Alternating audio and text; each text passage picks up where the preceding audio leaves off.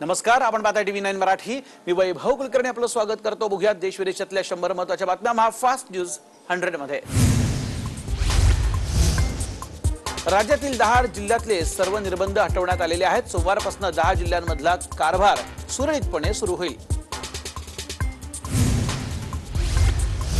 अनलॉकच्या पहिल्या स्तरामध्ये अहमदनगर, चंद्रपूर, धुळे, गोंदिया, जळगाव, जालना, लातूर, नागपूर, नांदेड, यवतमाळ या जिल्ह्यांचा समावेश आहे।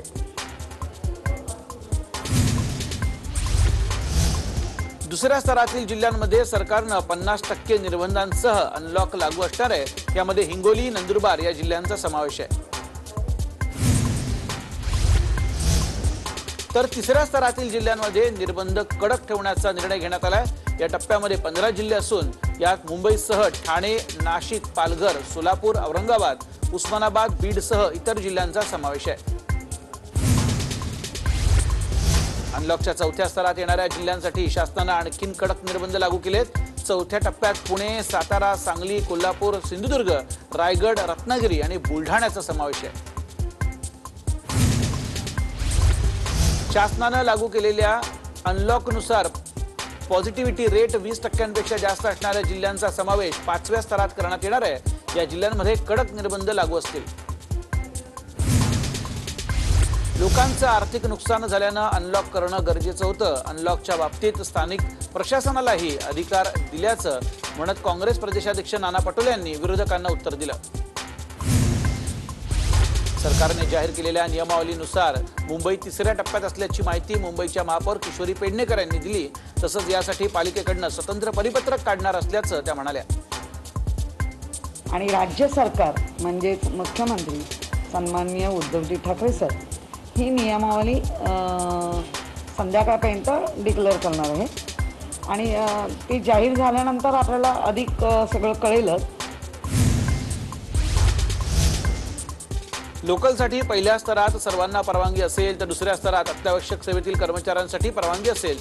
तिसऱ्या स्तरामध्ये स्थानिक प्रशासनाकडून निर्बंध असतील तर 5व्या स्तरात केवळ वैद्यकीय कर्मचाऱ्यांनाच लोकल प्रवासाची परवानगी मिळणार आहे। लोकलचा निर्णय केंद्र आणि राज्य सरकारचा असून ते या निर्णयाबद्दल कळवतील असं महापौर पेडणेकर यांनी म्हटलं। कोणताही निर्णय घाई गडबडीत व्हायला नको असं देखील त्या म्हणाल्या। अत्यावश्यक सेवेतील दुकानं पहिल्या आणि दुसऱ्या स्तरात पूर्ण वेळ सुरू राहणार आहेत। तिसऱ्या आणि चौथ्या स्तरात दुकानं संध्याकाळी 4 पर्यंत सुरू राहतील तर 5व्या स्तरात शनिवार, रविवार वगळता इतर दिवस 4 पर्यंत दुकानं सुरू राहतील। मॉल्स आणि थिएटर्सला पहिल्या स्तरात पूर्ण वेळ उघडण्याची परवानगी देण्यात आली आहे तर दुसऱ्या स्तरात 50% परवानगीसह मॉल्स आणि थिएटर सुरू राहतील। तिसऱ्या आणि चौथ्या आणि 5व्या स्तरात मॉल्स आणि थिएटर्स बंद राहणार आहेत। पहिल्या टप्प्यामध्ये हॉटेल्स, रेस्टॉरंट्स पूर्ण वेळ सुरू राहणार असून दुसऱ्या टप्प्यामध्ये 50% परवानगीसह हॉटेलमध्ये खाण्यापिण्यास परवानगी देण्यात आली आहे। तिसऱ्या टप्प्यात मात्र वीकेंडला होम डिलिव्हरी तर 5व्या टप्प्यात केवळ होम डिलिव्हरीला परवानगी आहे। पहिल्या आणि दुसऱ्या स्तरात कार्यालयांमध्ये 100% उपस्थितीची परवानगीही देण्यात आलेली आहे। तिसऱ्या स्तरात 50%, चौथ्या स्तरात 25% तर 5व्या स्तरात कार्यालयात 15% उपस्थितीला परवानगी देण्यात आली आहे। लग्न समारंभासाठी पहिल्या स्तरामध्ये कोणतेही निर्बंध नाहीत तर दुसऱ्या टप्प्यात केवळ 100 लोकांना परवानगी देण्यात आलेली आहे। तिसऱ्या स्तरामध्ये 50 तर चौथ्या स्तरात 25 तर 5व्या स्तरात केवळ कुटुंबियांच्या उपस्थितीत लग्न सोहळा पार पडेल। खेळांसाठी पहिल्या स्तरात कोणतेही निर्बंध नसून दुसऱ्या टप्प्यात ठराविक वेळेत खेळांना परवानगी देण्यात आलेली आहे। तिसऱ्या स्तरामध्ये केवळ आउटडोर खेळांना परवानगी देण्यात आलेली आहे। चित्रपट आणि मालिकांच्या शूटिंगसाठी पहिल्या आणि दुसऱ्या स्तरात कोणतेही निर्बंध नसून तिसऱ्या टप्प्यामध्ये संध्याकाळी 5 नंतर निर्बंध आहेत। चौथ्या स्तरात मात्र गर्दीचे सीन्स शूट करण्यास निर्बंध लावलेत तर 5व्या स्तरात शूटिंगवरती पूर्णतः निर्बंध लावण्यात आले। बैठक आणि निवडणुकांसाठी पहिल्या दुसऱ्या स्तरात निर्बंध नाहीयेत तर तिसऱ्या आणि चौथ्या स्तरात फक्त 20 लोकांनाच परवानगी देण्यात आली आहे। 5व्या स्तरात मात्र ऑनलाईन बैठकीला परवानगी आहे। अंत्यसंस्कारावरती पहिल्या आणि दुसऱ्या स्तरामध्ये कोणतेही निर्बंध लागू नाहीत। तिसऱ्या आणि चौथ्या 5व्या स्तरात फक्त अंत्यसंस्काराला 20 लोकांनाच परवानगी असणार आहे। बांधकामासाठी पहिल्या आणि दुसऱ्या स्तरात कोणतेही निर्बंध हे लागू करण्यात आलेले नाहीयेत तर तिसऱ्या आणि चौथ्या स्तरात साईटवरच्या मजुरांनाच परवानगी दिलेली आहे. 5व्या स्तरात मात्र फक्त अत्यावश्यक बांधकामांनाच परवानगी आहे. शेती आणि शेती संबंधित कामांसाठी पहिल्या दुसऱ्या स्तरात कोणतेही निर्बंध नाहीयेत, तर तिसऱ्या स्तरामध्ये संध्याकाळी 4 पर्यंत परवानगी दिली आहे. चौथ्या आणि 5व्या स्तरामध्ये सोमवार ते शुक्रवार संध्याकाळी 4 पर्यंत शेतीला परवानगी दिली आहे. ई कॉमर्स सेवेसाठी पहिल्या 3 स्तरामध्ये कोणतेही निर्बंध लावण्यात आलेले नाहीयेत, तर चौथ्या आणि 5व्या स्तरात मात्र फक्त अत्यावश्यक वस्तूंसाठीच परवानगी दिली आहे. जमावबंदी संचारबंदीसाठी पहिल्या स्तरामध्ये कोणतेही निर्बंध नसून दुसऱ्या टप्प्यामध्ये मात्र जमावबंदी लागू असणार आहे. तिसऱ्या स्तरात संध्याकाळी 5 पर्यंत आता चालू राहणार असून चौथ्या आणि 5व्या स्तरात मात्र संचारबंदी कायम राहणार आहे.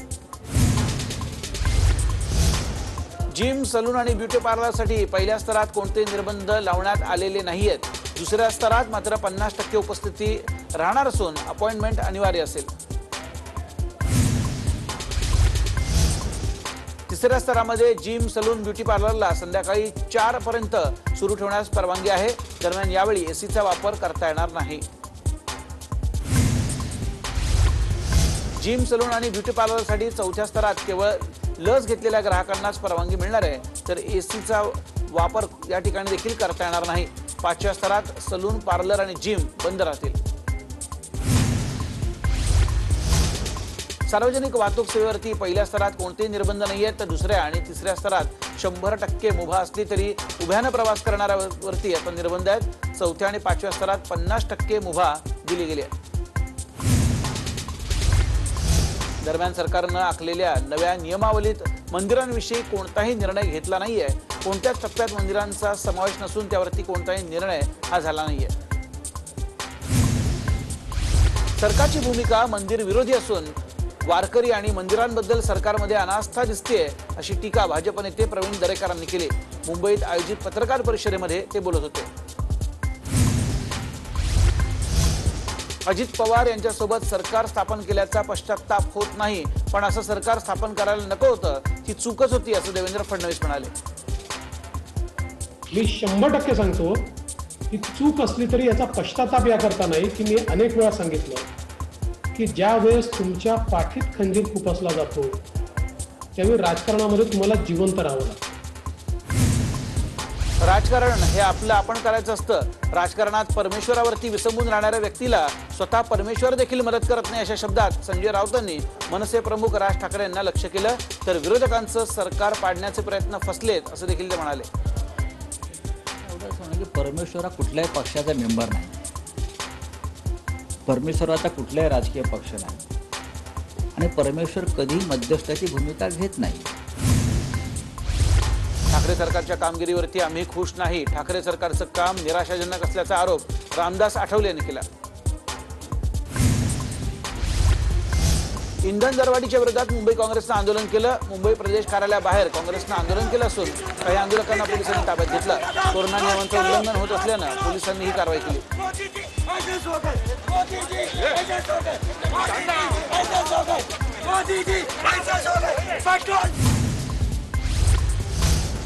प्रदेश काँग्रेसचं उद्यापासून मिशन विदर्भ सुरू होतंय. गोंदियापासून या दौऱ्याची सुरुवात होत असून काँग्रेसमधनं गेलेल्यांची घर वापसीही या दौऱ्यात होणार आहे. अखेर मान्सून महाराष्ट्रात दाखल झालेला आहे. राज्यात दक्षिण कोकणात हरणेपर्यंत आणि दक्षिण महाराष्ट्रात सोलापूरपर्यंत पाऊस पोहोचलाय.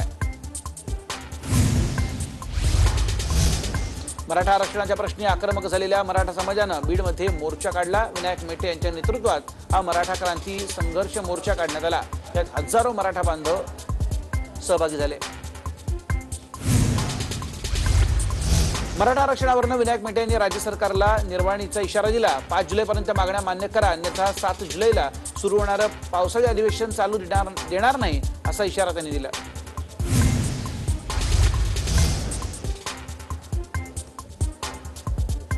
मराठा आरक्षणावरून खासदार विनायक राऊत यांनी नारायण राणे यांच्यावर जोरदार टीका केली. समितीचा अहवाल एका अडाणी माणसाच्या हाती देऊन काय दिवे लावले हे सर्वांनी पाहिलं. नारायण राणे समितीनं मराठा आरक्षणाचा सत्यानाश केल्याचा घणाघात राऊत यांनी केला. त्यांनी काय दिवे लावले म्हणजे मला आश्चर्य वाटलं. एका अडाणी माणसाच्या हातात मराठा समाजाचं आरक्षणाचा अभ्यास करण्याचं त्यावेळेला शस्त्र दिलं होतं. नारायण राणेंच्या समितीने त्यावेळेला सत्यानाश केला मराठा आरक्षणाचा. आरक्षणाच्या नावे जे आंदोलन करतायत ते मराठा प्रश्न चिघळवण्याचं काम करतायत असा टोला खासदार विनायक राऊत यांनी मेटे यांना लगावला. तसंच संभाजीराजेंनी घेतलेली संयमाची भूमिका योग्यच असल्याचं राऊत म्हणाले.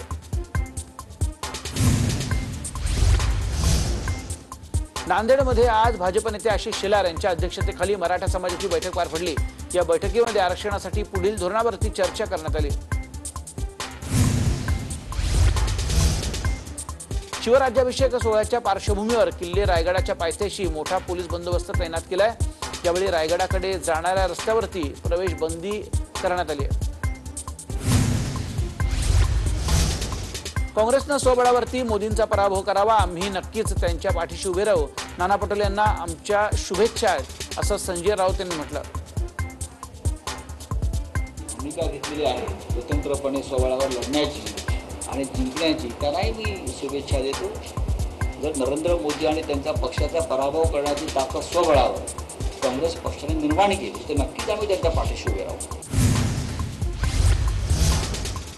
खेडसारख्या घटनांमुळे कटुता निर्माण होत असून यासाठी राष्ट्रवादीच्या वरिष्ठ नेत्यांवर खापर फोडलेलं नाही असं राऊत यांनी म्हटलं. तसंच याच अजितदादांनी लक्ष घालावं असं ते म्हणाले. खेड पंचायत समिती सभापती पदाच्या वादावरनं पुन्हा एकदा खासदार संजय राऊत यांनी वक्तव्य केलंय. महाविकास आघाडीत आपणच समन्वय ठेवला पाहिजे असं खासदार संजय राऊत यांनी म्हटलं. महाविकास आघाडीमध्ये आपण एकमेकांशी समन्वय ठेवला पाहिजे आणि एकमेकाच्या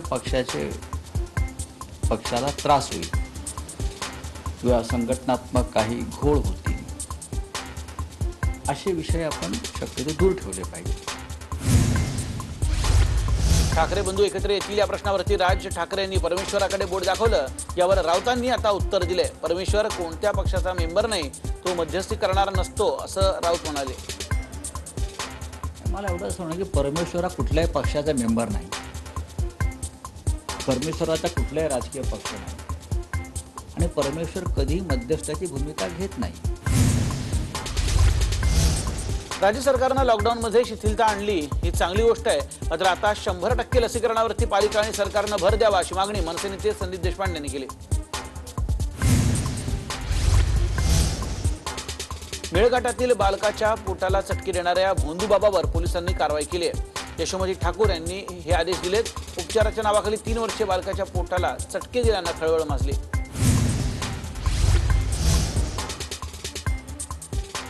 नीरव मोदी आणि मेहुल चोक्सी हे दोघे गुजरातचे असून मोदींशी त्यांचे चांगले संबंध असल्यानंच दोघांवरती कारवाई झाली नाही असा आरोग्यमंत्री हसन मुश्रीफ यांनी आरोप केलाय. कारण मेहुल चोक्सी आणि नीरव मोदी यांनी 14,000 कोटीला गंडा घालून हे पसार झालेले आहेत राजरोसपणानं. त्यांना कुणी अडवलं नाही. ते नरेंद्र मोदीच्या राज्यातले गुजरातचे आहेत आणि त्याचे मित्र आहेत. भाजपमध्ये कोणी विचारत नसल्यानं तसंच मंत्रिपद मिळणार नसल्यानं नितेश राणे अनिल परबांवरती दररोज आरोप करत असल्याची टीका शिवसेना आमदार वैभव नाईक यांनी केली. आज जागतिक पर्यावरण दिनानिमित्तानं पंतप्रधान मोदींनी पुण्यातील शेतकरी बाळू वाघमारे यांच्याशी संवाद साधला. यावेळी सेंद्रिय खतांच्या उपलब्धतेमुळे खर्च कमी झाल्याचं वाघमारेंनी मोदींना सांगितलं. आरबीआयनं नोकरदार आणि पेन्शनधारकांना मोठा दिलासा दिलेला आहे. बँकांच्या सुट्टीतही खात्यात पगार जमा होणार, त्यामुळे बँकांच्या सुट्टीमुळे पगार किंवा पेन्शनचा खोळंबा होणार नाहीये. ही सुविधा 1 ऑगस्टपासून सुरू होईल. साताऱ्यात दि शिवसमर्थ मल्टीस्टेट क्रेडिट सोसायटी लिमिटेडच्या वतीनं पानमळेवाडीत सर्व सुविधांनी युक्त कोविड सेंटर आता उभं केलंय. कोविड सेंटरमध्ये आयसोलेशनची उत्तम सुविधा आहे, तर डॉक्टर्स मोफत औषधोपचार आणि मार्गदर्शन मिळतं.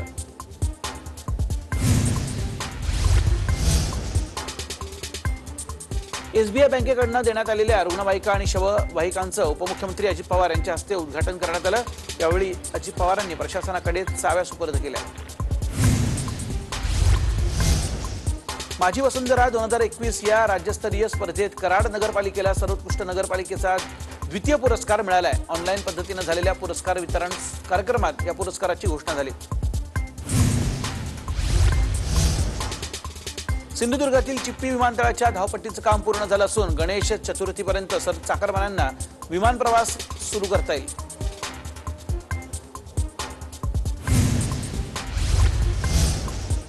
नवी मुंबई विमानतळ याला दिबा पाटील यांचं नाव देण्यास आरपीआयच्या आठवले गटानं समर्थन दिलंय. 10 जूनच्या आंदोलनाला पाठिंबा असल्याचं रामदास आठवले यांनी जाहीर केलं.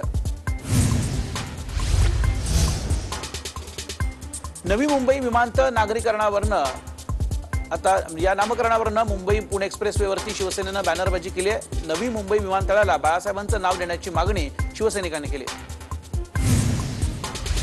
वाशिम जिल्ह्यामध्ये रुग्णसंख्येत घट झाली असली तरी शनिवार रविवार 2 दिवसात विकेंड लॉकडाऊन लावण्यात आलाय. या विकेंड लॉकडाऊन दरम्यान स्वतःहून दुकानं बंद ठेवत शहरातील व्यापाऱ्यांनी चांगला प्रतिसाद दिला. लासलगावामध्ये कोरोनामुळे विकेंड लॉकडाऊन लावण्यात आलेलं आहे. मेडिकल दवाखाने वगळता सर्व आस्थापना ही बंद ठेवून नियमांचं काटेकोर पालन करण्यात आलंय. येवल्यातील नागरिकांनी प्रशासनाच्या आदेशाला केराची टोपली दाखवली. विकेंड लॉकडाऊन असतानाही दुकानं खुली असून खरेदीसाठी मोठी झुंबड उडते.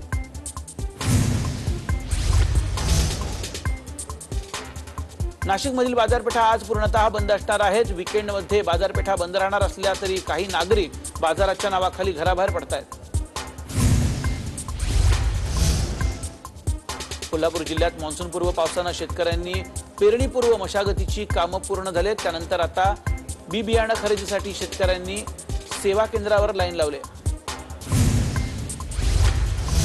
नागपूरच्या कॉटन भाजी मार्केटमध्ये सर्वत्र चिखल आणि अस्वच्छता पसरली आहे. शेतकऱ्यांना चिखलातच भाजीपाला विकावा लागतोय.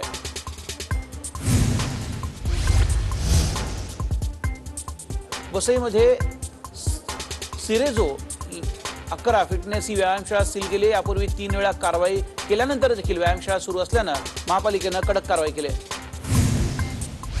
पालघरमध्ये वाळू माफियांचा धुमाकूळ सुरू आहे. ग्रामस्थांनी अवैध वाळू उपसा करणाऱ्या बोटींना पकडून प्रशासनाच्या ताब्यात दिल्यानंतर गुन्हा दाखल करण्यात आला.